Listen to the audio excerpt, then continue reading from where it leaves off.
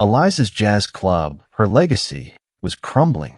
A brutal loan shark seized it, publicly humiliating her, his threats chilling her to the bone. From the darkest booth, a dangerous stranger rose. He wasn't a hero, but Alessio Rossi, the city's ruthless mafia boss. With an icy glance and a silent command, he annihilated her tormentor, claiming her as his own. She was rescued from ruin, only to fall into his inescapable trap. The air in the Velvet Note always carried a familiar, melancholic scent, the rich, cloying blend of stale cigarette smoke embedded in the faded velvet drapes, the lingering aroma of whiskey spills from decades past, and the sweet, decaying hint of rotting wood.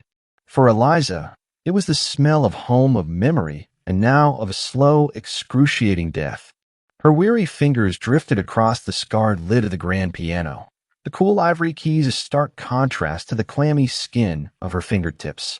Each key, a silent testament to countless nights of joy, sorrow, and unrestrained passion that had once echoed through these very walls. Now, mostly, only sorrow remained. The club was her inheritance, a legacy from a father whose love was as fervent and complex as the jazz music he adored. He had poured his soul into the Velvet Note, every painstaking detail, transforming it into a sanctuary of improvisation and raw emotion. Eliza had grown up beneath the warm glow of its stage lights, the blues, greens, and deep purples painting her childhood with the magical hues of melody. The gravelly cry of a saxophone, the insistent thump of drums, and her father's powerful, soul-stirring voice had been the soundtrack to her formative years. But magic, she was slowly realizing, couldn't pay the bills. It couldn't stem the rot that was gnawing at every square inch of the place she called home. 8 months. It had been 8 devastating months since her father's heart, much like the club's finances, had ceased its beat. 8 months since Eliza had inherited not just a piano, a microphone, and an artistic legacy, but a colossal mountain of debt, piled high like the ominous storm clouds gathering on the horizon. It wasn't just the mundane utilities, the crumbling brickwork outside, or the leaky roof threatening to turn her sanctuary into a frigid swimming pool. It was Silas Thorne. Silas Thorne. The name tasted like ash in her mouth, harsh, venomous sound. He wasn't merely a common loan shark. He was a predator, a shadow clinging to the city's underbelly, whispering promises of quick money to desperate souls, then devouring them whole without a shred of hesitation. Her father, in a moment of misguided optimism and a frantic, last-ditch effort to keep the club alive after an especially brutal winter, had made a pact with the devil. And now, the devil was calling in his due, with a sickening smirk and an unmistakable glint in his eyes. Every morning, the first sickly yellow rays of sunlight that pierced through the grimy panes of her small apartment above the club felt like a fresh wound, bleeding into her already strained existence. Eliza awoke to a suffocating silence, a stillness heavier than any melody she could conjure. It was the silence of emptiness. The club below, once the vibrant heartbeat of the city's nightlife, now lay dormant, awaiting its slow, agonizing demise, day by relentless day. She dragged herself from the narrow bed, the old mattress groaning a protest she understood all too well, to the small, chipped porcelain sink. Cold water splashed onto her face, a brutal shock that failed to wash away the exhaustion clinging to her soul. Her reflection in the cracked mirror showed eyes that held too much worry for a woman of only 26, the dark circles beneath them like deep bruises. Her normally vibrant auburn hair hung limp, a pale imitation of the wild, unruly curls her father had always admired. A part of her had died with him, and the rest was slowly withering away. Just one more day, Eliza, she whispered to herself, her voice hoarse, a mere ghost of the powerful mezzo-soprano that could once fill the Velvet Note with emotion. Just one more day. Each word was a promise, a prayer, a lie she told herself for comfort. Breakfast was usually a cup of watery instant coffee, almost translucent, and a stale biscuit, the remnants of a few pastries a sympathetic baker occasionally left for her. She couldn't afford much more. Every penny went towards trying to appease the monster that was Silas, or to keep the lights from being cut off, or on truly rare occasions, to replace a snapped string on her guitar, The only other instrument she owned, a 16th birthday gift from her father. Her own apartment was a testament to her quiet desperation. The patterned wallpaper, a design her mother had once loved, peeled away from the walls like dying leaves. Dust motes danced in the sparse shafts of light, highlighting the pervasive neglect. An ancient armchair, a relic from the club's heyday, served as her sofa, dining chair, and sometimes her bed when she was too weary to make it to her own. The air inside always felt cold, regardless of the season, a chill that seemed to seep into her very bones, echoing the persistent fear in her chest. She felt as though she lived in a tomb, a deceptively warm tomb containing the dreams and hopes of the woman she used to be. Downstairs, the club beckoned, a mournful dirge for fading glory. She spent her days cleaning, polishing, and repairing, a Sisyphean task she knew would never truly end. The splintered wooden floorboards, once gleaming beneath countless dancing feet, now grated beneath her worn slippers. She swept away the ghostly glitter of past parties, the dust motes seeming to mock her futile efforts, shimmering in the dying sunlight.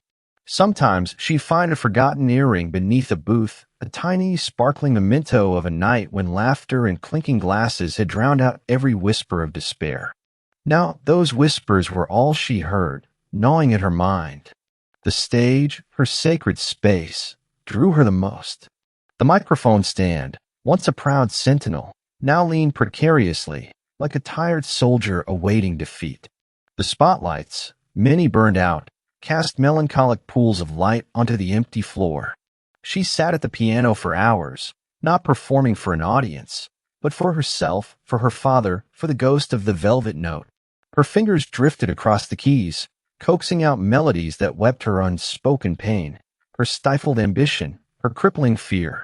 Every note was a desperate plea, a fragile shield against the encroaching silence of eviction, of oblivion, of an inevitable erasure. "What am I supposed to do, Papa?" she whispered, her voice barely audible over the low hum of the ancient refrigerator in the deserted bar area. She imagined his gruff, loving voice, telling her to play from the heart, little bird, but the comfort was fleeting. Her heart was breaking, torn between loyalty and despair. The evenings were worse. The sparse crowd, a handful of loyal regulars and curious tourists, never filled more than a quarter of the tables. They would listen, applaud politely, sometimes offer a sympathetic smile. But they rarely stayed long, and the tips, if any, were barely enough to cover the night's electricity. She saw their pity, a suffocating blanket that only made her feel more alone, a profound loneliness deeper than any words could express. Silas Thorne's threats weren't just about money. They were about power, about control, about pure destruction. He had made it clear he wanted the velvet note for its strategic location, a secluded nook in a historic neighborhood, perfect for his illicit dealings. And Eliza? She was merely an inconvenience, an obstacle, a pawn to be easily discarded.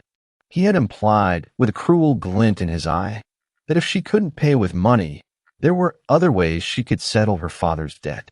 The thought made her stomach clench, a cold dread seeping into her bones, a sickening nausea rising in her throat. She imagined herself, not on a stage, but in a dark, smoke-filled room, her voice stifled, her spirit broken, stripped bare. The thought was a venomous snake, tightening its coils around her heart with each passing day, choking off every fragile wisp of hope. She was tired, exhausted to the very core of her being. The kind of weariness that permeated the soul, making every breath an effort, every decision a monumental task.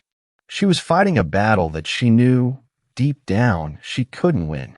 Against an enemy who played by no rules, who reveled in cruelty, and who saw her as nothing more than an object to be acquired or discarded at will. Tonight was no different. The rain, an insistent drumbeat against the windows, mirrored the aching thrum in her chest. She had chosen a particularly somber piece, a song her father had written, a lament for lost dreams, for a life that had been stolen. Her voice, usually a beacon of strength, now trembled, almost breaking with the raw emotion she poured into every lyric, every note. The few patrons in the club, huddled together against the downpour, listened in respectful silence, their faces etched with sympathy. She hated the pity. It was just another reminder of her inevitable failure. Then the door. It burst open with a violent shriek, ripping through the mournful melody, tearing the delicate fabric of the moment.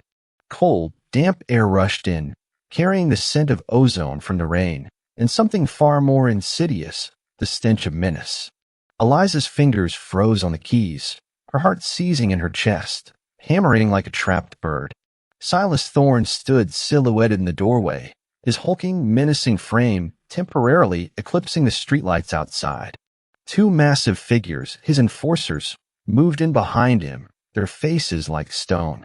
Silas's eyes, gleaming with malevolent triumph, swept across the room, then settled on Eliza, trapped on stage like a moth beneath a cruel, glaring spotlight, pinned by sheer terror. He allowed himself a slow, ugly, self-satisfied smile. Well, he rasped, his voice a gravelly rumble that sliced through the sudden, horrified silence of the club. Looks like it's time to collect, little bird. He took a slow, deliberate step, withdrawing a crumpled, official-looking document from inside his coat. It was a foreclosure notice. The velvet note, he announced, his voice reverberating with cruel glee, is officially mine. And as for you, sweetheart, there are other ways to pay a debt, aren't there? Eliza's blood ran cold. Her hands trembled on the piano keys, no longer producing music, but a tiny, involuntary clatter as fragile as breaking bones. This was it. The end. The suffocating fear she had carried for months now constricted her throat, stealing her breath. She was trapped. Completely and absolutely. Her wide, horrified gaze swept across the faces of the stunned patrons, searching for a hint of help, a flicker of defiance. There was nothing. Only fear, mirroring her own. But then, from the deepest corner of the room, a shadow detached itself. A subtle shift in the oppressive atmosphere. From a private, dimly lit booth at the very back, where the shadows were deepest and secrets often hid, a figure slowly rose. He had been there all along, an unseen presence, a silent observer. His eyes, even from this distance, felt like chips of ice, sharp and unyielding. And then Alessio Rossi, the legendary Mafia boss, moved. The night descended upon a velvet note like a damp velvet shroud, casting over the club a hazy pall of rain and sorrow. Outside, the relentless drumming of raindrops against the grimy window panes created a monotonous, mournful symphony, like the weeping of the city itself. Inside, the air hung heavy with the faded scent of perfume, the musty odor of old oak, and a thin metallic tang of desperation. Eliza sat at the grand piano, her fingers tracing the ivory keys, which now felt cold and alien beneath her touch. She played the saddest piece her father had ever composed, a melody that had once been the lullaby of her childhood, now transformed into a ballad for dying dreams. Her voice rose, a haunting whisper, imbued with unspoken longing and anguish. It wasn't a powerful voice, but a deeply emotive mezzo-soprano, every word steeped in the pain of a breaking heart. The dim stage lights cast long, dancing shadows, like ghosts of the past, embracing her in a solitary embrace. There were only about 6 patrons in the club, huddled in the darkened booths, caught in the emotional web she wove. They were souls too familiar with the scent of loss, lost souls seeking a sliver of empathy in the darkened corners of their own lives. Eliza felt their gazes like tiny pinpricks, not malicious, just pity, and she hated it. She hated feeling seen, exposed. Each note was a cut, a confession. Her mind was a kaleidoscope of images of her father, his beaming smile, the gentle clap on her shoulder, the proud sparkle in his eyes when she first performed on this very stage. Now, there was only silence. A heavy silence punctuated regularly by the creak of old floorboards, the low hum of the ancient refrigerator, and above all, the gnawing anxiety. Silas Thorne. He was a name, a threat, a monster lurking at the edge of her peripheral vision. Each morning she awoke, the fear tightened its grip a little more, choking off another sliver of hope. One more note, she thought, her voice barely audible over the rain. Just one more. She closed her eyes, utterly immersed in the music, hoping it could carry her away, transport her to a place free of debt, of threats, of impending collapse. This was the only way she knew to escape, even if just for a moment. But then it happened. A deafening crash shattered the night. The main door burst open violently, slamming against the wall with such force that the entire velvet note shuddered. Cold air, thick with the ozone scent of rain and something far more insidious, sharp and dangerous, rushed in, stealing the room's warmth and its fragile intimacy. Eliza flinched, her fingers freezing mid-note, the melody brutally truncated. A jarring, discordant sound rang out from the piano, like a cry of pain. Silas Thorne stood silhouetted in the doorway, his hulking, menacing frame momentarily eclipsing the streetlights outside. He was not alone. Two massive figures, his enforcers, moved in behind him, their faces like stone, intimidating slabs of muscle. Silas's eyes, gleaming with malevolent triumph, swept across the room, then settled on Eliza, trapped on stage like a moth beneath the cruel, glaring spotlight, pinned by sheer terror. He allowed himself a slow, ugly, self-satisfied smirk that made her blood run cold. Well, he rasped, his voice a gravelly rumble that sliced through the sudden, horrified silence of the club. The rain outside now sounded like a distant murmur, unable to compete with his overwhelming presence. Looks like it's time to collect, little bird. He took a slow, deliberate step, each footfall a hammer blow against Eliza's chest. He withdrew a crumpled, official-looking document from inside his coat, a paper she knew to be the foreclosure. Notice, its stale, musty ink scent hung heavy in the air, mixing with the sharp tang of fear. The velvet note, he announced, his voice reverberating with cruel glee, is officially mine. He brandished the paper dramatically, then ripped it in two, scattering the shreds to the floor like false snow. And as for you, sweetheart, there are other ways to pay a debt, aren't there? Eliza's blood ran cold. Her hands trembled on the piano keys, no longer producing music, but a tiny, involuntary clatter as fragile as breaking bones. This was it. Then, the public humiliation. The suffocating fear she had carried for months now constricted her throat, stealing her breath. She was trapped. Completely and absolutely. Her wide, horrified gaze swept across the faces of the stunned patrons, searching for a hint of help, a flicker of defiance. There was nothing. Only fear, mirroring her own. They too were mere mice, caught in Silas's monstrous cat trap. Eliza felt as though a massive block of ice had been pressed against her. She couldn't breathe, couldn't speak, couldn't move. There was only the frigid horror of being exposed, humiliated in front of strangers. Silas's venomous words were like daggers plunging into her heart, shredding every last shred of her dignity. He wasn't just taking her club. He was trying to steal her very essence. But then something shifted. A subtle change, so slight it was almost imperceptible, yet as powerful as an electric shock. From the deepest corner of the room, a shadow detached itself. Not a hurried movement, but a slow, calculated unfolding, like a predator gradually revealing itself. From a private, dimly lit booth at the very back, where the shadows were deepest and secrets often hid, a figure slowly rose. He had been there all along, an unseen presence, a silent observer, but now he had chosen his moment. His eyes, even from this distance, felt like chips of ice, sharp and unyielding, now locked onto Silas. Alessio the Shadow Rossi. It was just a name, a whisper in the city's dark corners, but the weight of that name seemed to thicken the air in the room, making it heavy, oppressive. He wasn't a large man, not exceptionally tall, but his presence was something else entirely. An aura of power, of inherent danger, radiated from him like heat from a smoldering ember.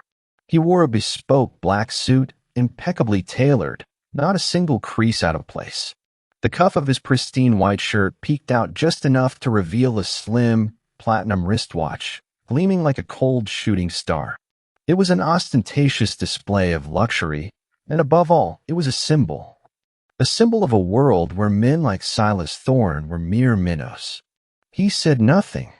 He did not lift a finger. just a slow, deliberate movement. His left hand slowly, deliberately, rose from his lap, millimeter by agonizing millimeter, drawing the attention of everyone in the room, including Silas Thorne. And then the watch, exquisite and cold, shimmered under the dim lights. But it wasn't just the watch. A ring, dark as midnight, with a large onyx stone carved with a soaring hawk, rested on his ringed finger. It was the unmistakable mark of the Rossi family. Silas Thorne, who had been arrogant and cruel moments before, froze. His eyes widened, the malevolent triumph on his face dissolving, replaced by an unmistakable, raw terror. His mouth opened, but no sound emerged. He knew that symbol. He knew that hawk. He knew the name Alessio Rossi. His entire body stiffened, taut as a piano wire about to snap. His two enforcers, too, stood motionless, their formidable muscles now useless against his presence. The silence in the velvet note became even more terrifying, a silence wrought by absolute fear, by the realization that a much greater power had entered the room. The rain outside seemed to pause. Even the hum of the refrigerator died away. Eliza, still stunned on stage, watched the scene unfold in paralyzed astonishment. She felt a cold wave wash over her, not entirely fear, but the recognition of a kind of power she had never witnessed before. Silas Thorne, who had terrified her to her core, now looked nothing more than a rat facing a cobra. Alessio Rossi remained standing, a living statue, his icy gaze never leaving Silas. 1 second passed, then 2, then 3. Each moment felt like the stretched beat of a strained heart. Finally, Silas Thorne, swallowing with such difficulty it was audible, took a step back. 1 step, then 2. He stumbled. His face was ashen, cold sweat beading on his temples. He turned, almost scrambling. "We're going," he muttered, his voice trembling, almost inaudible, a stark contrast to his earlier roar. He and his two enforcers staggered out of the club, practically fleeing in disgrace, leaving the door ajar to the rain and a heavy, lingering silence. The velvet note fell into stillness once more, leaving only the rain and the frantic thrumming of Eliza's heart. The humiliation still lingered, but the fear of Silas had been replaced by a different kind of terror, a chilling. She looked towards the darkened booth. Alessio Rossi still stood there, his silhouette tall and menacing. He had saved her. He had protected her. But at what cost? He moved. One slow, deliberate step. He emerged from the shadows, advancing towards the dim lights of the club. His eyes never left Eliza, sweeping over her body like a cold, penetrating touch. She felt as though every layer of her defenses had been stripped away under that gaze, leaving her utterly exposed. The silence that fell after Silas Thorne's ignominious retreat was a fragile thing, easily shattered by the frantic beat of Eliza's own heart. The rain outside resumed its mournful rhythm, but inside the velvet note, a new, more profound stillness had taken hold. Her gaze, wide and apprehensive, was fixed on Alessio Rossi. He stood a few feet from the stage, a dark, imposing figure, having stepped fully into the dim glow of the club's remaining lights. He wasn't smiling. He wasn't overtly threatening. Yet, the air around him crackled with a dangerous, undeniable power that made the hairs on Eliza's arms stand on end. He began to walk, a slow, measured pace that made Eliza's breath catch in her throat. Each step was a deliberate assertion, closing the distance between them. He passed the bar, where the shattered remains of Silas's foreclosure notice lay like discarded promises. He ignored the stunned patrons, who watched him with a mixture of terror and fascinated. His eyes, the color of a winter storm, never left hers. They were piercing, unsettling, seeing too much, dissecting her very soul. When he reached the edge of the stage, he paused. He didn't climb it, didn't cross the invisible boundary. Instead, he simply looked at her, his head tilted slightly, as if evaluating a piece of art he was considering acquiring. The sheer audacity of his presence, the unspoken claim in his gaze, left her speechless. Her throat felt tight, a band of fear constricting her vocal cords. "Eliza Bennet," he said, his voice a low, resonant rumble, utterly devoid of warmth, yet surprisingly rich. It wasn't the gravelly snarl of Silas, but a smooth, cultured tone that held an iron edge. Beautiful name. Beautiful voice. The compliment, unexpected and delivered with such chilling detachment, sent a shiver down her spine. It wasn't praise. It was an observation, a statement of fact, like noting the quality of an antique. He knows my name. The realization was unnerving. This man, this terrifying figure from the city's shadows, knew her. You saved me, she managed, the words catching in her dry throat, tasting like ash. She didn't know whether to offer gratitude or defiance. Both felt foolish in his presence. A flicker, a mere shadow of a shift, crossed his impenetrable features. You were vulnerable, he stated, as if that explained everything. That is unacceptable. His eyes narrowed, and for a fleeting second, she saw something primal there, a possessive glint that made her instinct scream. He reached into the inside pocket of his pristine suit jacket, a movement so fluid and practiced it spoke of 1,000 hidden weapons, though none were visible. He withdrew a single crisp white envelope, devoid of any markings. He extended it towards her, his long, elegant fingers brushing the air before her. Inside, he continued, his voice softer now, yet even more menacing in its quiet authority, is the full payment for your father's debts. Every last penny owed to Silas Thorne, and more. A substantial sum for the restoration of this club. His gaze swept over the peeling paint, the worn seats, the damaged piano. And a substantial sum for your immediate needs. Eliza stared at the envelope as if it were a venomous snake. The solution to all her problems lay bare before her. The weight of 8 months of agonizing struggle, of fear, of sleepless nights, suddenly felt immense, crushing. But the price, she knew there was a price. She could feel it in the heavy stillness of air, in the unnerving intensity of his stare. What do you want? She whispered, her voice barely audible. Her father had always warned her, nothing comes for free, Eliza, especially not from men like them. A ghost of a smile, cold and unsettling, touched the corners of his lips. Simple. I require your cooperation, your acceptance of my protection, and your understanding that from this moment forward, you belong to my world. You are mine to protect. The words hung in the air, a chilling pronouncement. You belong to my world. You are mine to protect. It wasn't a question, or even a request. It was an absolute declaration of ownership. The offer of salvation was a gilded cage, beautiful and terrifying. I can't, she stammered, her mind racing, desperate for an escape route. I can work. I can earn it. I just need time. Please, give me time.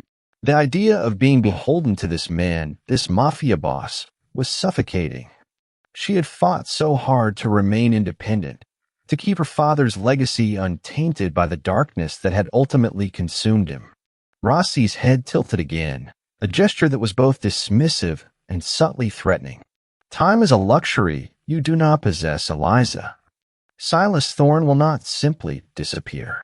His kind does not forgive humiliation. He will return, and next time my shadow may not be so conveniently placed.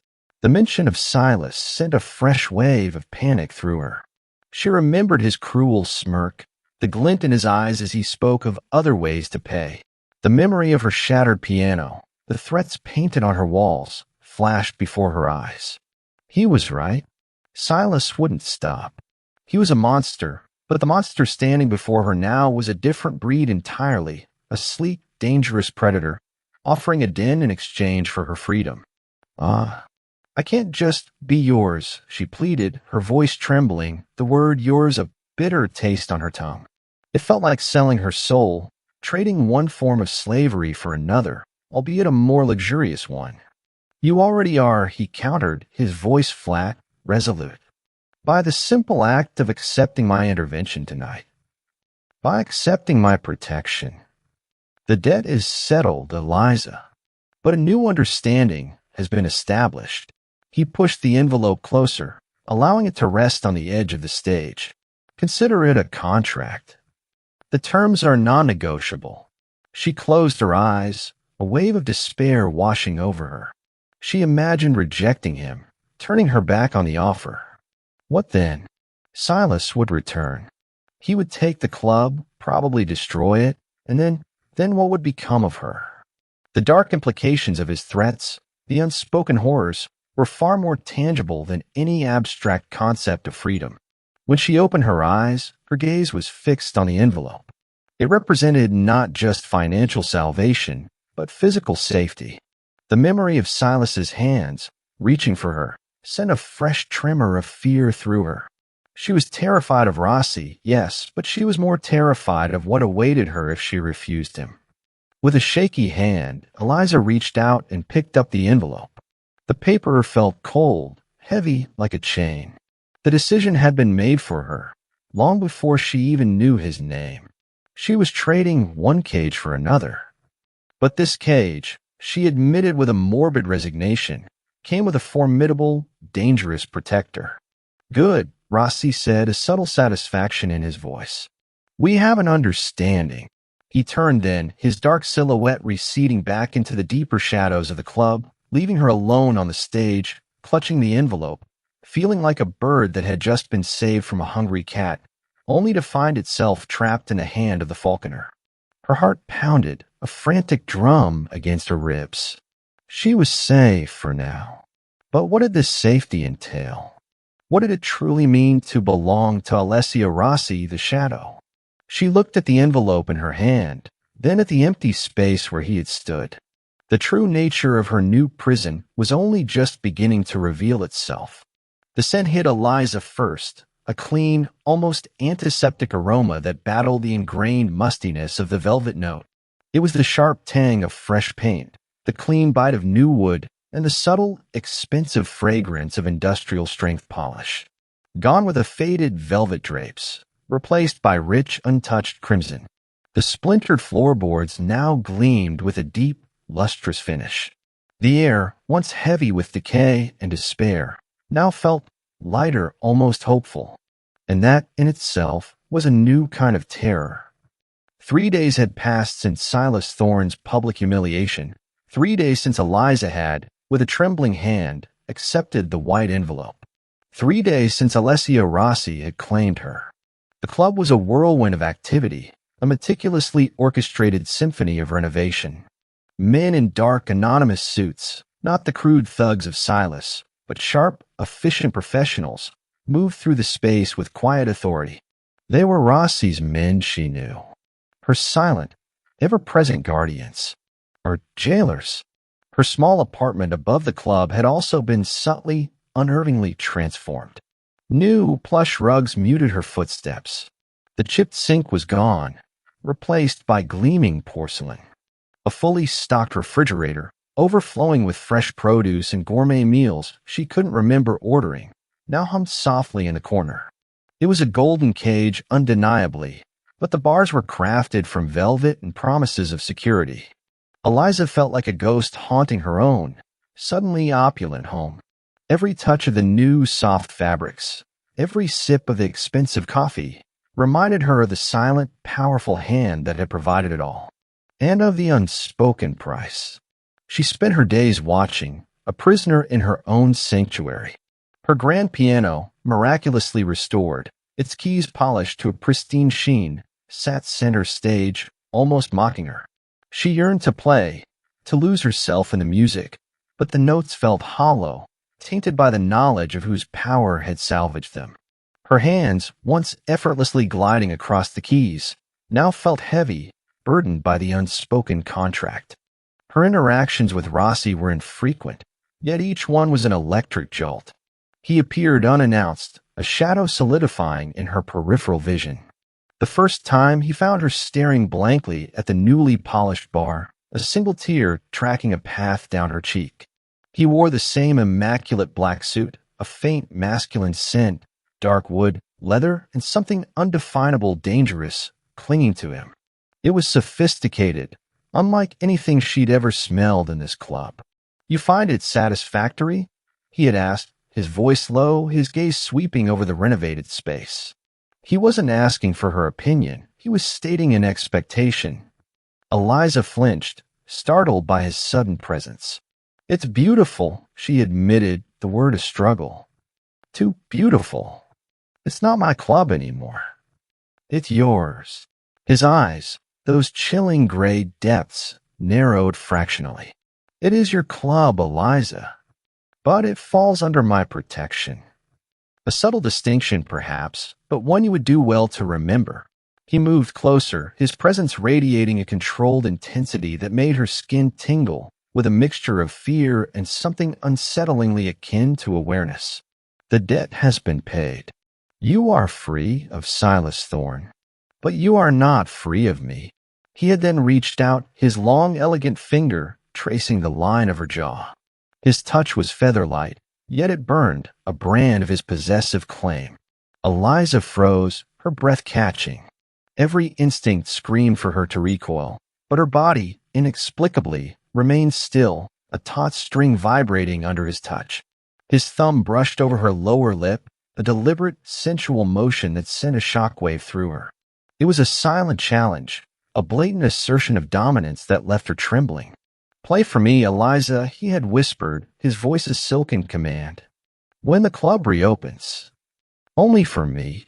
Then he was gone, melting back into the shadows as effortlessly as he had appeared, leaving her reeling. She found herself observing him, trying to decipher the enigma that was Alessio Rossi. He rarely spoke, preferring to communicate through sharp, knowing glances or subtle shifts in his posture.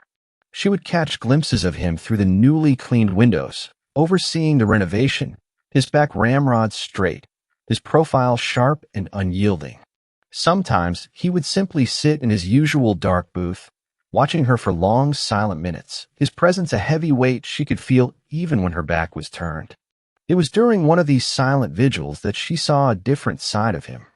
One evening, after the construction crew had left, leaving behind the faint smell of sawdust and fresh varnish, Eliza was attempting to play a new melody. Her fingers stumbled, her heart wasn't in it. She heard the soft click of the main door and knew he was there. She didn't look up, bracing herself for his usual silent scrutiny. But instead of the customary stillness, she heard a faint, almost imperceptible sigh. She risked a glance. He stood leaning against the doorframe, bathed in shadow, but his gaze was fixed on her, not with assessment, but with a strange, unreadable intensity. Then he did something utterly unexpected. He walked to the bar, poured a single glass of amber liquid whiskey, she presumed, and brought it to her. He set it gently on the piano lid. The clink of glass against polished was startlingly loud in the quiet room. "You are exhausted," he stated, his voice softer than she'd ever heard it. "Rest. The music will come." He didn't wait for a response, simply turned and left, leaving behind the faint scent of his cologne and the warmth of the glass. Eliza stared at the whiskey, then at the closed door. A gesture of care. From Alessio Rossi? It was an alien concept, one that deeply unsettled her. She was a possession, yes, but a possession he apparently intended to keep in working order. The thought, while unsettling, also brought a strange, undeniable comfort. In his dangerous world, his possessiveness meant protection. Her internal struggle was a constant, exhausting battle. One part of her screamed for the freedom she had lost, the autonomy she craved. She resented being an object, a pawn in his power place. Yet another, more primal part of her acknowledged the undeniable safety. Silas Thorne was gone, vanished from her life like a bad dream. Her club was beautiful, resurrected from the ashes. And Alessio Rossi, for all his terrifying power and possessive nature, had provided it all. He was an anchor in a chaotic sea, even if that anchor came with heavy chains. The most disturbing realization was the slow, insidious burn of attraction that had begun to simmer beneath her fear. His dark, impenetrable eyes, the sharp angles of his face, the way his expensive suits fit him like a second skin, hinting at the lean, coiled power beneath. She found herself watching him, analyzing him, drawn to the dangerous mystery he embodied. His unexpected gestures of care, however detached, chipped away at her defenses, creating tiny fissures in her resolve. She hated herself for it, hated the way her breath hitched when he was near, the way her skin prickled with a curious anticipation. She was a bird in a gilded cage, but the falconer was a creature of mesmerizing, lethal beauty.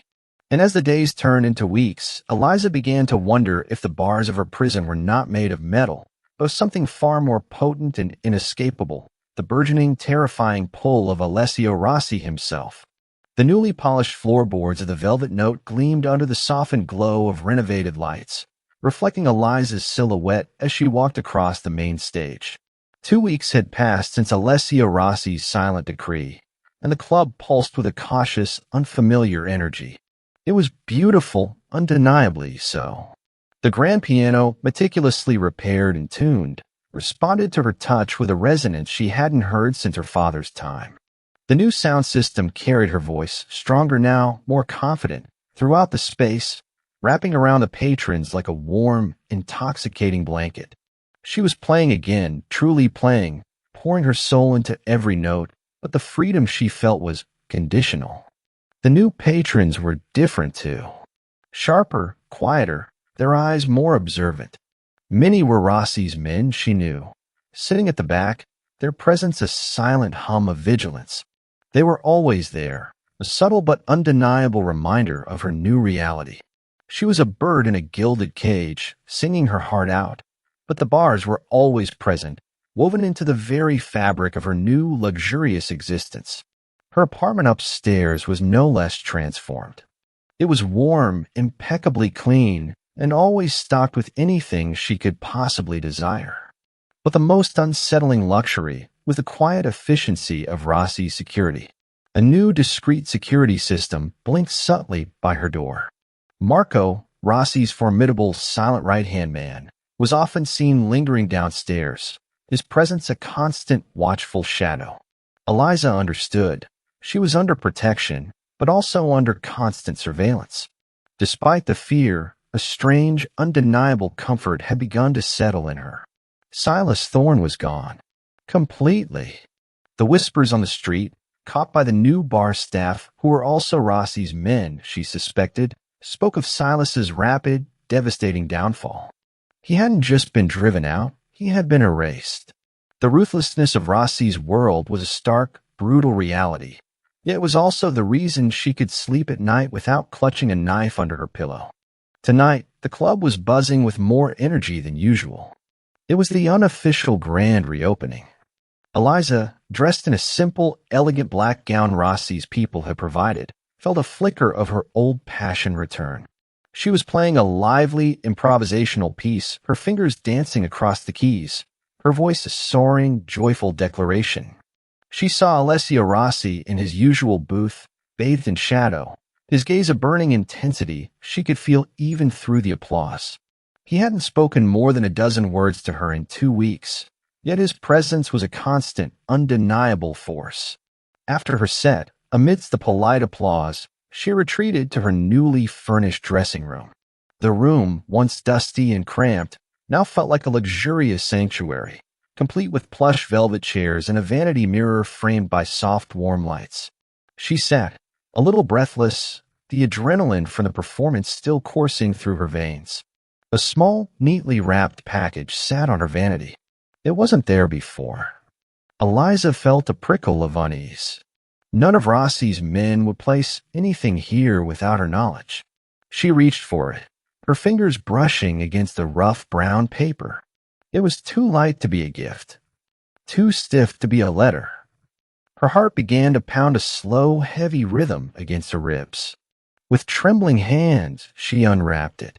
Inside, nestled on a bed of cheap, crumpled tissue paper, lay a small, tarnished silver locket. It was old, worn, the kind a child might cherish. Not hers, not any she recognized. She picked it up, her thumb tracing the faded floral engraving. It felt cold, oddly heavy. Curiosity, laced with a growing dread, compelled her to open it. The locket clicked open with a faint, metallic sound. Inside, on one side, was a miniature sepia-toned photograph of her father, young and beaming, holding her as a toddler. Her breath hitched. It was a photo from her own family album, a cherished memory. On the other side, however, was a recent candid photograph of her, taken last week, laughing as she walked down the street near the club. Scrawled over her image in thick red ink was a single chilling word, soon. The locket clattered from her fingers, hitting the vanity with a sharp, sickening sound. Eliza gasped, her hand flying to her mouth, stifling a scream. Her carefully constructed facade of safety shattered instantly. Silas. It had to be him. How? How had he found her? How had he gotten this? The violation was profound, a knife twisted deep into her fragile sense of security. He knew where she lived. He watched her. The feeling of being exposed, of being hunted, returned with a vengeance, colder and more terrifying than before. Panicked, stark, and brutal, clawed at her throat. She stumbled backward, bumping into the vanity chair, sending it skittering across the floor. Her mind raced, a whirlwind of frantic questions. Should she call Marco? Should she try to leave? Where would she go? The golden cage suddenly felt like a trap, its bars closing in on her. She felt a cold sweat break out on her forehead, her body trembling uncontrollably. Just then, a soft knock came at her dressing room door. Eliza jumped, stifling another cry. Eliza? Are you all right? It was Marco, his voice calm, but with an underlying note of urgency. He knew. Of course he knew. Rossi's eyes were everywhere. She couldn't speak. She could only nod weakly. The door opened slowly, revealing Marco's imposing figure. His eyes, dark and sharp, immediately fell on the locket on the vanity. His jaw tightened almost imperceptibly. What is this? He asked, his voice low, deceptively calm. He moved with a quiet efficiency, his gaze sweeping the room, then back to Eliza, assessing her fear. It's from Silas, she choked out, her voice barely a whisper. He's watching me. He found me. Tears welled in her eyes, hot and stinging. Marco's expression remained unreadable, but the air around him grew colder, more dangerous. He picked up the locket with a gloved hand, examining the photo and the chilling message. He then produced a small silver foil pouch from his jacket pocket and carefully placed the locket inside, sealing it. Stay here, he commanded, his voice firm. Do not open this door for anyone. I will inform Mr. Rossi. He paused, his dark eyes meeting hers. You are safe, Eliza. This will be handled. But his words, though meant to reassure, only reinforced the terrifying reality of the world she now inhabited. He left, the door clicking shut behind him, leaving Eliza alone again, the silence of the room now heavy with unspoken threats. She huddled in the corner, clutching her arms around herself, trying to suppress the trembling. Her mind replayed the image in the locket, her father's smiling face beside her unsuspecting one, marred by that single ominous word, soon. Only minutes later, she heard it. The low, resonant rumble of Alessia Rossi's voice from the main club area, sharp and concise, utterly devoid of emotion. She couldn't make out the words, but the tone was unmistakable, command, absolute and unflinching. Then rapid footsteps, the hushed movements of many men. A car engine outside, roaring to life. The sounds were swift, decisive, terrifying. This wasn't a police investigation. This was a cleansing. A little while later, Marco returned. He entered without knocking, his face grim. Mr. Rossi wishes to see you. Eliza followed him, her legs feeling like lead, back to the main club area. Most of the patrons had discreetly left. Alessia Rossi stood by the bar, the subtle lighting casting long shadows across his face, making him look even more formidable. He held a phone to his ear, his back to her. His voice was a low murmur, but the word Silas was clear, followed by a series of precise, ruthless instructions. He was dismantling something, tearing someone apart. His other hand, she noticed, was clenched into a tight fist, the knuckles white. A rare display of his underlying fury. He ended the call slowly, deliberately, then turned to face her. His eyes, normally cold, now burned with an intensity that took her breath away. Not anger at her, she realized with a jolt, but a chilling, possessive rage on her behalf. "He will not trouble you again," Rossi stated, his voice a low growl, an implicit promise of vengeance already in motion. "The incident is closed." He didn't ask if she was all right. He simply stated a fact, a decree. Eliza felt a strange mixture of renewed fear and a powerful unsettling. She had seen Silas's cruelty, but this was a different league entirely. This was the cold, calculating, absolute power of Alessia Rossi, the Shadow. She was deeply, utterly terrified by his world, by the casual ruthlessness with which he operated. But she also understood, with a clarity that shook her to her core, that this absolute power was her shield. And the cost of that shield was herself. He took a step towards her, his gaze unwavering, possessive. "You are mine, Eliza," he said, the words a quiet declaration. "And no one touches what is mine." The words, a potent cocktail of fear and security, settled deep within her. She was a bird trapped in a beautiful cage. Yes, but no predator from the outside world would ever dare to touch her again. The knowledge was both suffocating and undeniably comforting. She was protected, fiercely and irrevocably. But the price of that protection was her very soul, pledged to the man who stood before her, a dangerous, mesmerizing enigma. And as he watched her, a slow predatory spark ignited in his eyes, leaving her with the unsettling certainty that her journey into his world had only just begun. The newly resurrected velvet note pulsed with a vibrant, albeit guarded, life. The sounds of jazz, once again rich and soulful, filled the evenings, wrapping around a clientele that was noticeably more discerning. Eliza, now accustomed to the subtle hum of Rossi's protection, had found a precarious balance. Her music had blossomed, freed from the suffocating weight of debt and immediate danger. But the freedom was a mirage, shimmering tantalizingly, always just out of reach. She was safe, yes, fiercely protected. But she was not, and would never be, truly free. Her days were a blur of meticulous rehearsals and quiet contemplation. She still lived above the club, but her apartment now felt less like a cage and more like a beautifully appointed gilded prison cell. The lingering scent of Alessia Rossi's expensive cologne, a mix of dark cedar and something sharply metallic, sometimes drifted from the club below, a phantom reminder of his ever-present shadow. It was a scent that had begun to evoke a strange cocktail of fear and an unsettling, almost dangerous curiosity within her. Her interactions with Rossi continued to be sparse, yet each was potent. He still frequented his secluded booth, a silent, unmoving sentinel, his gaze a constant weight she felt even when lost in her music. He didn't interrupt her, didn't demand anything verbally, but his presence was a palpable force, shaping the very air she breathed.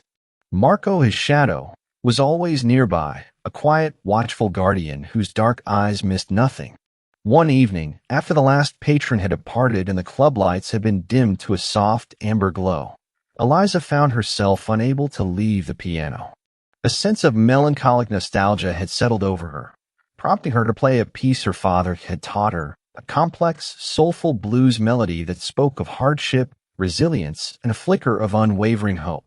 It was a piece filled with the ghosts of laughter and tears, a raw outpouring of her own complicated heart. She played until her fingers ached, until the last mournful chord reverberated through the quiet space, leaving only silence in its wake. She rested her forehead against the cool, polished wood of the piano, her eyes closed, lost in the lingering echoes of the music. The silence stretched, thick and profound, broken only by the distant wail of a city siren. She knew he was there. She always knew. The subtle shift in the air, the faint, almost imperceptible scent of his cologne, the prickle on her skin. That was an honest piece, Eliza. Alessia Rossi's voice broke the stillness, lower and softer than she had ever heard it, almost a whisper. He had emerged from his booth, standing now by the edge of the stage, a dark, imposing silhouette against the faint light. He hadn't moved closer, yet his presence felt overwhelming. Eliza lifted her head, her breath catching in her throat. She found his eyes, those piercing gray depths, fixed on her. But tonight they held something she hadn't seen before.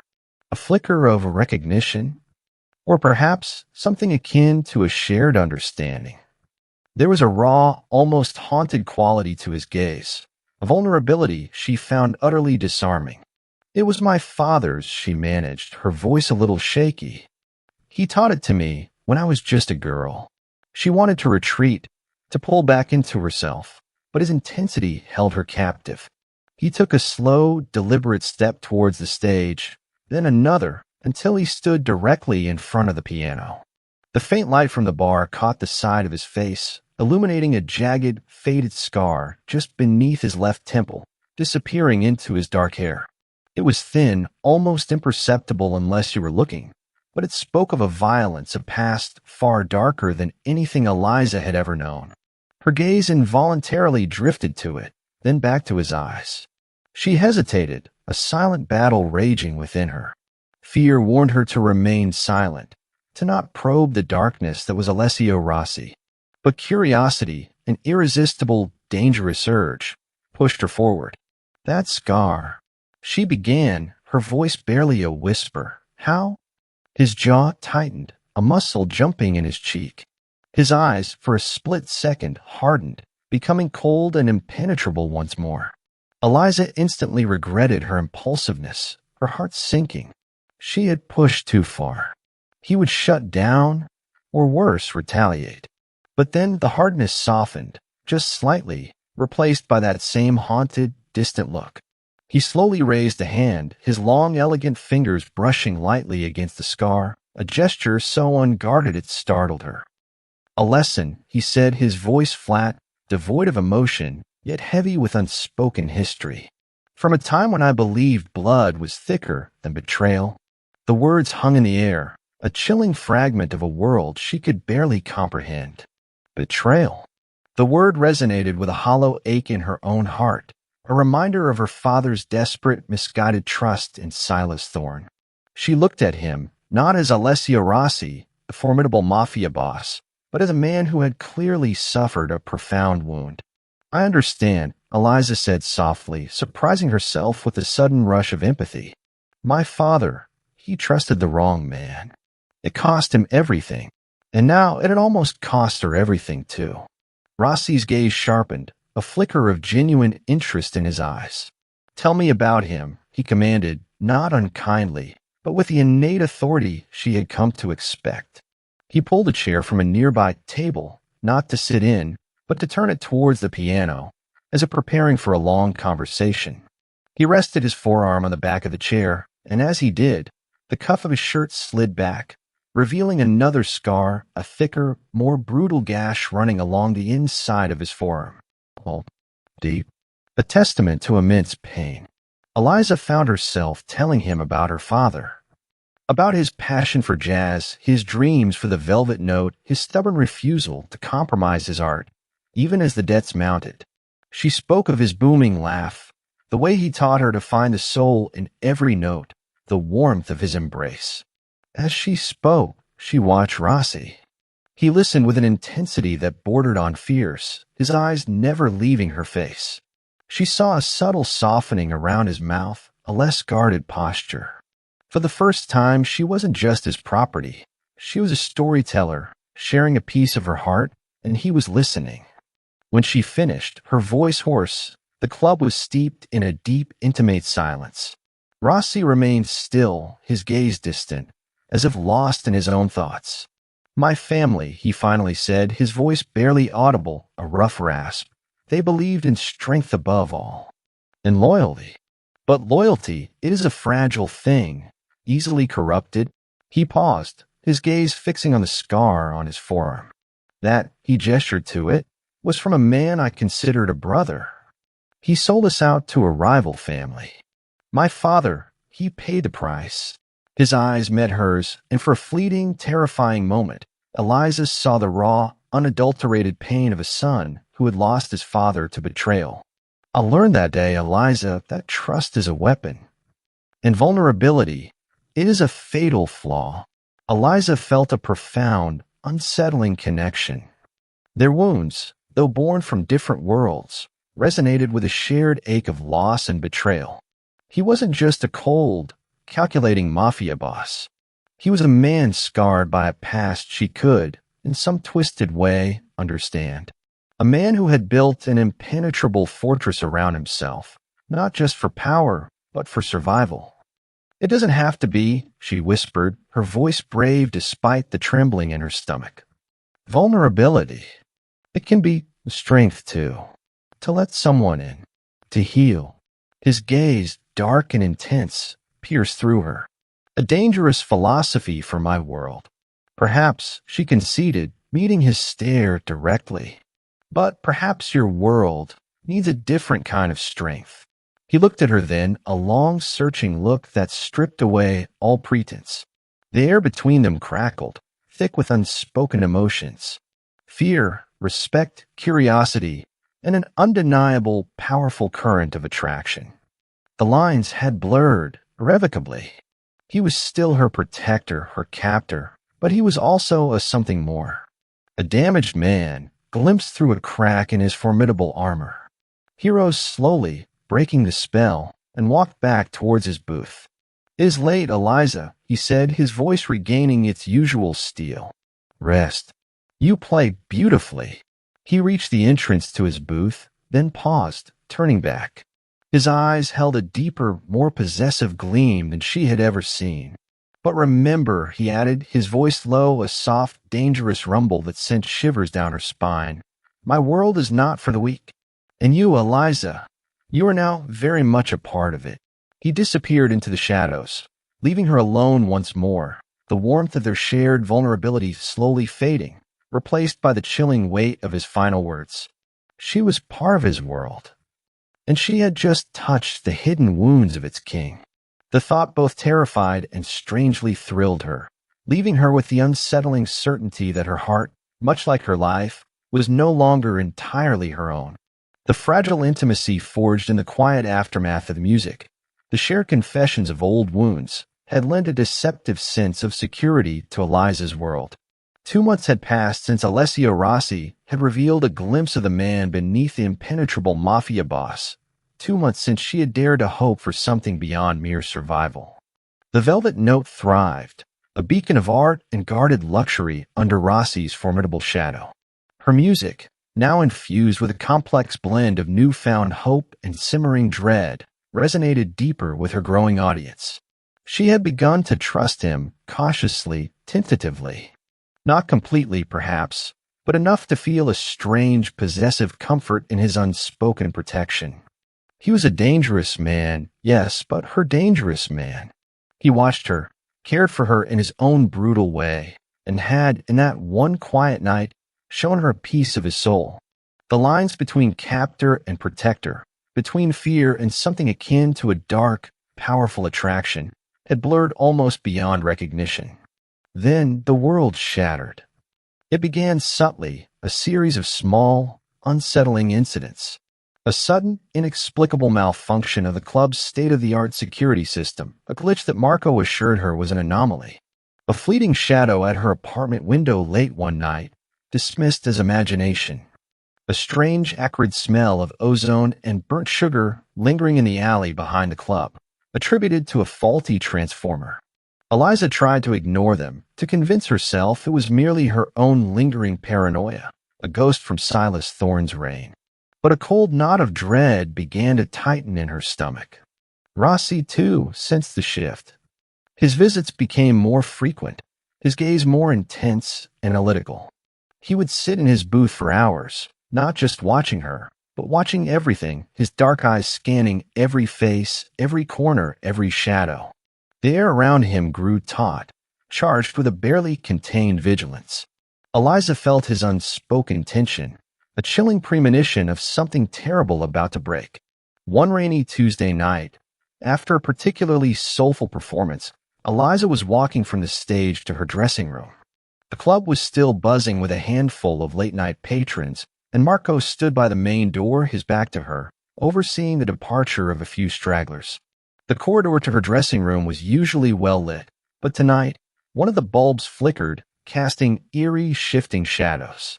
As she passed a particularly dark alcove, a hand snaked out, clamping brutally over her mouth. A heavy musky scent filled her nostrils, instantly nauseating. She struggled, her heart leaping into her throat, a choked cry dying behind the hand. The world spun.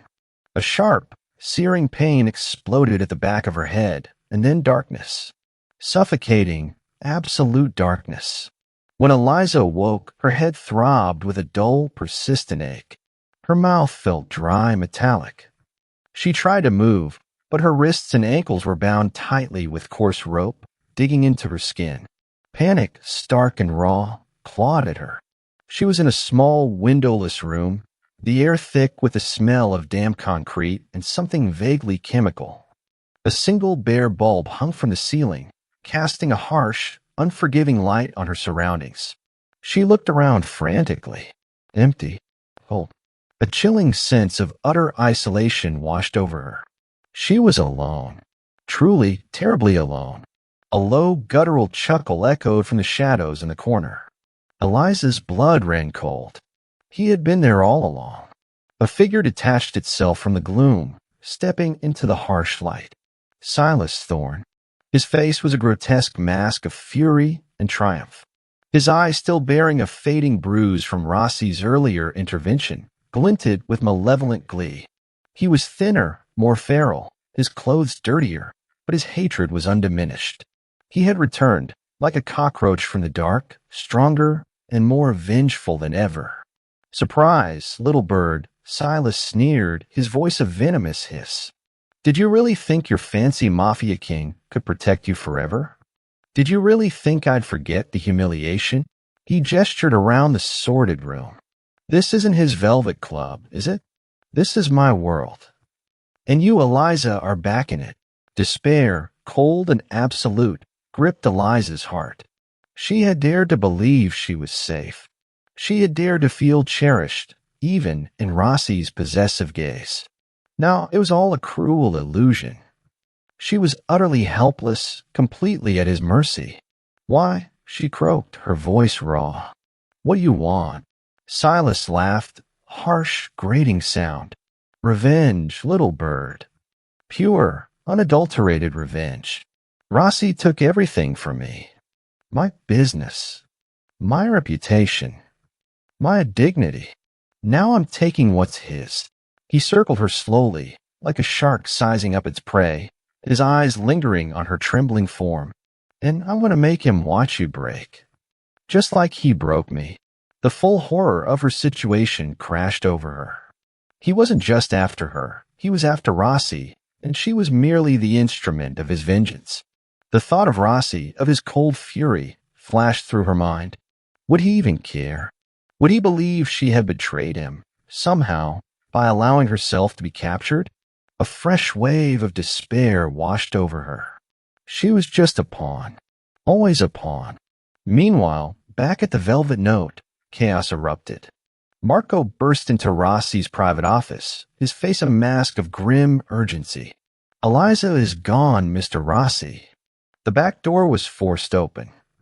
The security feed was expertly bypassed, and a message was left. He placed a small, crumpled piece of paper on Rossi's immaculate desk. Alessia Rossi's face was a mask of cold fury, a dangerous stillness that made Marco instinctively flinch. His eyes, usually controlled, burned with an inferno of rage. He picked up the note. The elegant, cursive script, clearly not Silas Thorne's crude scrawl, sent a jolt of alarm through him. She is with me. She misses you. You took what was mine. Now I take what is yours. Meet me at dawn alone at the old docks. Come armed, but bring no men, or she dies. Yours in betrayalisty. Rossi crushed the note in his fist, his knuckles white. Silas Thorne, the audacious, idiotic insect. But the handwriting, it was too elegant, too refined. Not Silas. Someone else. Someone who wanted him to think it was Silas. A trap within a trap. And Eliza, his Eliza, was caught in the middle. A sickening thought pierced through Rossi's icy calm. She misses you. Was it possible? Had she, in her vulnerability, sought solace elsewhere? Or had she inadvertently, willingly fallen into a trap? His possessive heart, rarely touched by such base emotions, was torn by a searing, primitive fear, the fear of losing what was his, the fear of betrayal. He had just started to let her in, to feel something akin to a burgeoning, dangerous trust. Was it all a lie? But the second fear, the cold, gnawing terror of her vulnerability, of her possible suffering, quickly overshadowed the first. Betrayal or not, she was his. And no one, absolutely no one, touched what was Alessio Rossi's. Mobilize, Rossi commanded, his voice a low, dangerous growl that promised unimaginable retribution. Every man, every resource. I want every inch of this city turned inside out. Find her. Find them. He looked at the crumpled note again, his eyes narrowing, dissecting every word. And send a message to our friends in the East. Silas Thorne has overstepped. He will pay. Back in her dark, cold prison, Eliza huddled against the damp concrete, shivering. The bitter cold seeped into her bones, matching the despair in her heart. She was a pawn, hostage, her life dangling by a thread. She closed her eyes, picturing Alessio Rossi's cold, handsome face. Would he come for her? Or would he see her as a liability, a weakness in his impenetrable world? The thought was a fresh agony, making her feel utterly, devastatingly alone. The once comforting shadow of his protection had vanished, leaving her in utter darkness, clinging to a desperate, fading hope. She was truly in the abyss now, and she didn't know if anyone, even Alessio Rossi, could pull her out. The city night bled into the cavernous, dank warehouse, a place where the air hung heavy with the stench of decay, salt, and stale fear. Eliza huddled in a corner, bound and gagged, every muscle screaming with a dull ache. Hours had blurred into an eternity of torment. Silas Thorne, a grotesque caricature of his former self, had paced, ranted, and occasionally delivered sharp, vicious backhands that left her cheeks stinging and her spirit more bruised than her flesh. He spoke of Rossi, of revenge, of dismantling everything Alessio held dear, piece by agonizing piece. Eliza had listened, paralyzed, the image of Rossi's cold, furious face now a distant, mocking memory. She was truly lost, alone, utterly helpless. Her mind replayed every moment since her abduction. The cold hand over her mouth, the sickening thud, the endless, terrifying drive. The despair was a suffocating shroud, heavier than the ropes binding her. She closed her eyes, trying to conjure the sound of her piano, the warmth of the stage lights, anything to cling to. But only Silas's vile laughter, echoing off the concrete walls, filled her ears. Meanwhile, Alessio Rossi moved through the city like a silent, devastating storm. The moment Marco delivered the crumpled note, an inferno of rage had ignited within him, cold and burning. His network, a vast, unseen web that stretched across the city's underbelly, hummed with frantic activity. Every informant, every street soldier, every contact was mobilized. He hadn't slept, hadn't paused, hadn't allowed a single emotion to betray the ruthless focus in his eyes.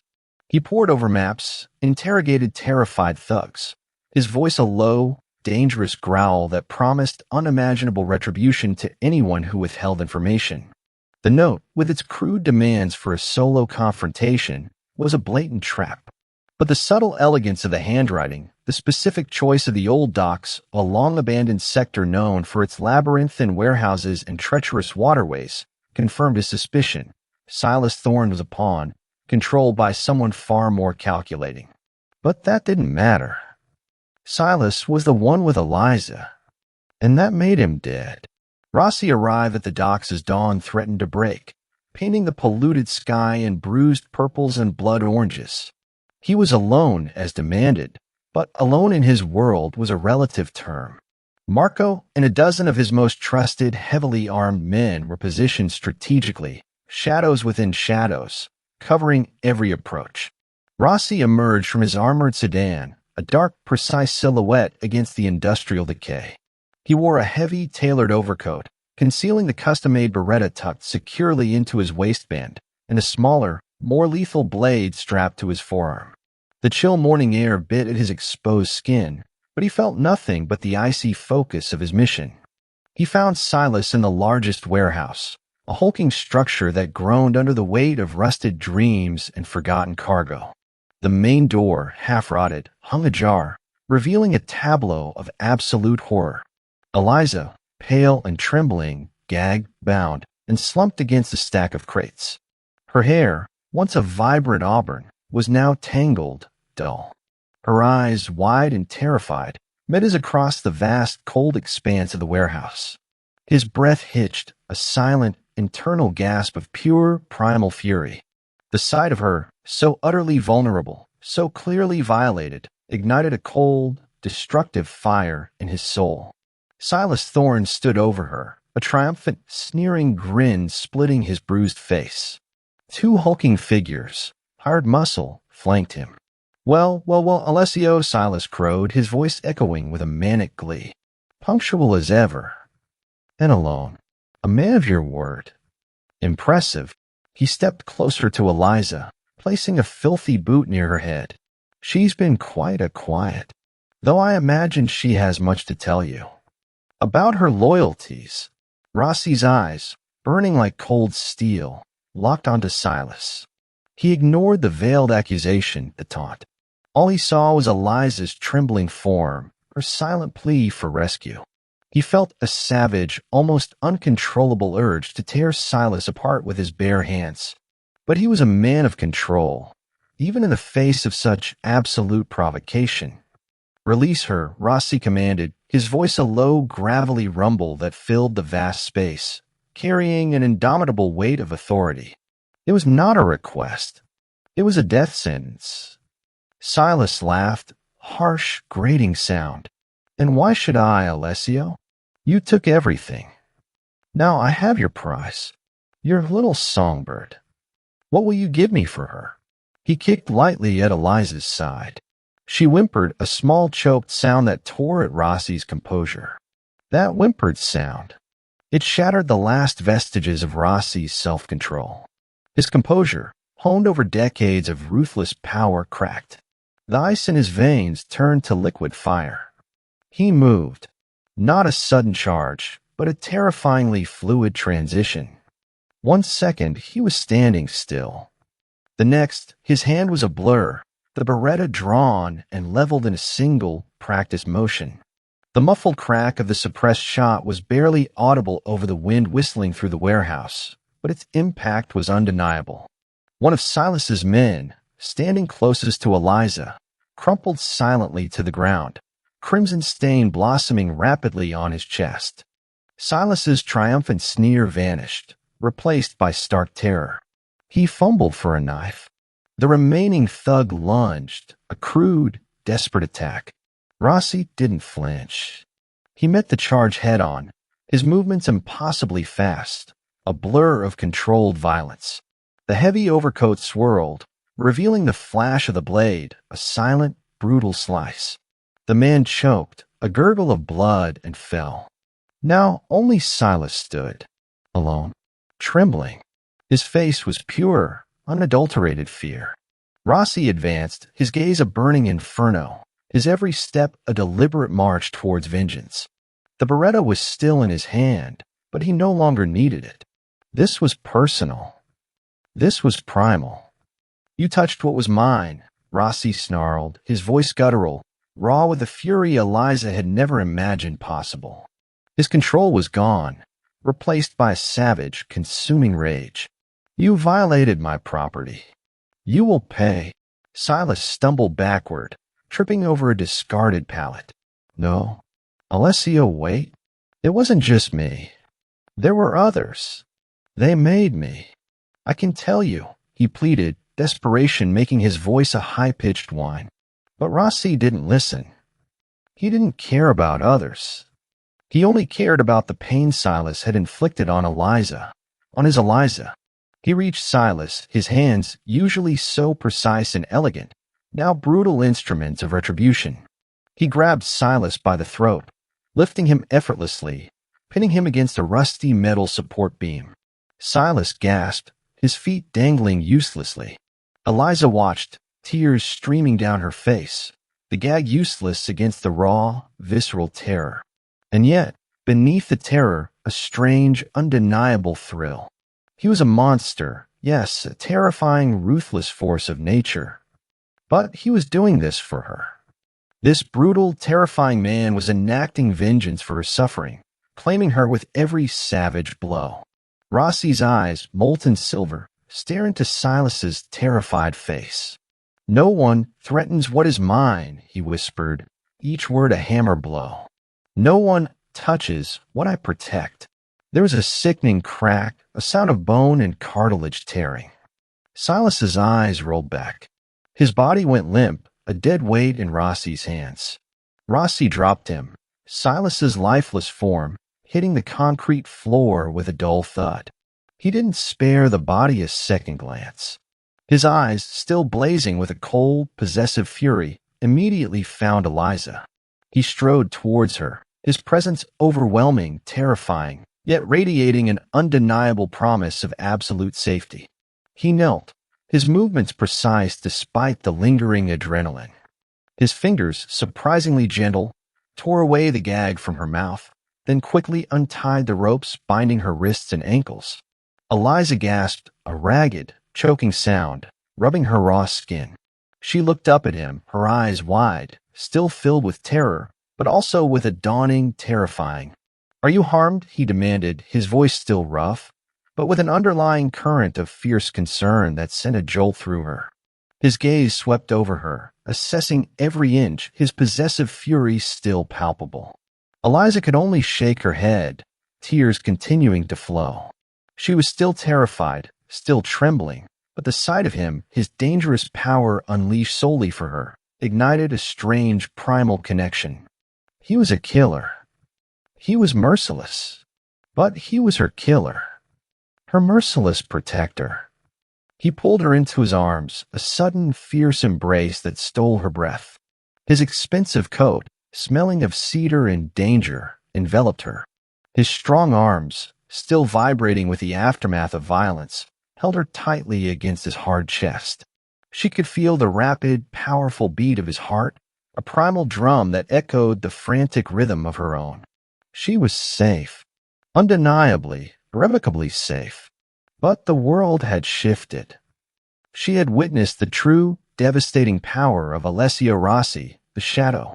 And she knew, with an unsettling certainty, that she was no longer merely under his protection. She was undeniably, absolutely his. The world outside the warehouse was a blur of flashing lights and hushed, urgent voices. Marco and Rossi's men moved with chilling efficiency, their actions swift and silent, erasing every trace of the brutal confrontation. Eliza, wrapped in Rossi's heavy overcoat, felt disconnected, observing the scene through a hazy fog of shock and adrenaline. She was numb, her body aching, her mind replaying the horrifying images of Silas's demise, the sickening crack of bone, the feral gleam in Rossi's eyes. He had been a monster, yes, but her monster. Rossi held her tightly as they were led from the warehouse, his arm a steel band around her, his hand firm on her back. He spoke in low, clipped tones to Marco, giving orders Eliza couldn't fully comprehend, but the authority in his voice was absolute. She was placed gently into the back of a black armored SUV, the interior surprisingly plush and warm, a stark contrast to the cold brutality she had just witnessed. Marco drove, his face a stoic mask, while Rossi sat beside Eliza, his unwavering gaze fixed on her. "Are you hurt, Eliza?" he asked again, his voice rough, but laced with a concern that resonated deep within her shattered composure. He reached out, his fingers surprisingly gentle, tilting her chin to inspect her face. She winced as he brushed against the bruised skin on her cheek, a faint redness blossoming there. "Just sore," she whispered, her voice still hoarse, a thin reed against the roaring in her ears. The truth was, she was an emotional wreck. The terror, the humiliation, the sheer brutality of Silas's death, it all swirled inside her, a sickening maelstrom. But beneath it all, a strange sense of something else, an undeniable primal surge of relief and gratitude. He had come for her. He had saved her. He nodded, his jaw tight. You will be taken to a secure location. My private estate. There you will rest. You will be cared for. It wasn't a suggestion. It was a command. A doctor will see to your physical injuries. For the other wounds, his gaze softened fractionally, touching her eyes. Those will heal with time. And with my protection. The drive was silent, punctuated only by the hum of the engine and the soft rhythm of the rain outside. Eliza leaned against Rossi, too exhausted to resist, too emotionally drained to protest. His presence, once so terrifying, now felt like an unyielding fortress, a dark, dangerous haven. She drifted in and out of consciousness, the scent of his cologne, a mixture of dark woods and something metallic, anchoring her to this strange, new reality. They arrived at an imposing yet elegant estate nestled deep within a secluded, heavily wooded area. It was less a house and more a discreet, impenetrable fortress. Gardens, manicured even in the gloom of dawn, stretched out before them. Security personnel, sharp and silent, moved with practiced ease. Eliza was led inside, her legs still shaky, her mind still reeling.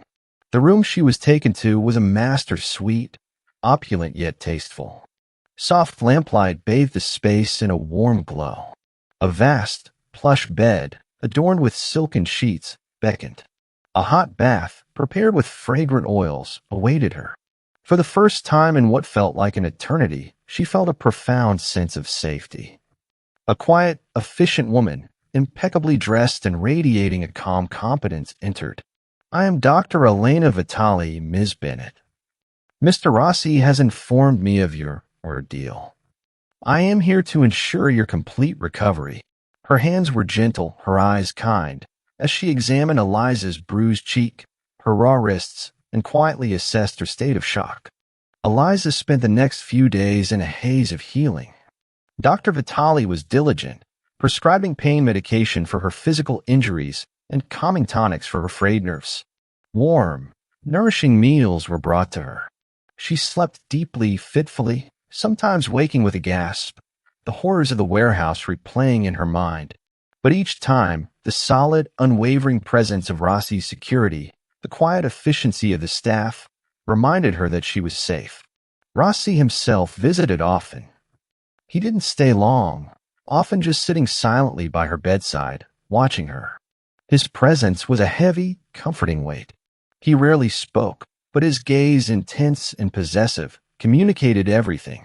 He would often bring her a single, perfect rose, deep crimson, its petals like velvet. A strange, dark romance blooming in the aftermath of violence. One evening, as twilight painted the sky in hues of purple and gray, he sat by her window, looking out over the expansive, secluded grounds. Eliza, feeling stronger, ventured a question she had been too afraid to ask. Silas, she began, her voice still a little shaky. He's gone. Rossi turned, his face unreadable in the fading light. Silas Thorne is no longer a concern, Eliza. He will not trouble you or anyone else ever again.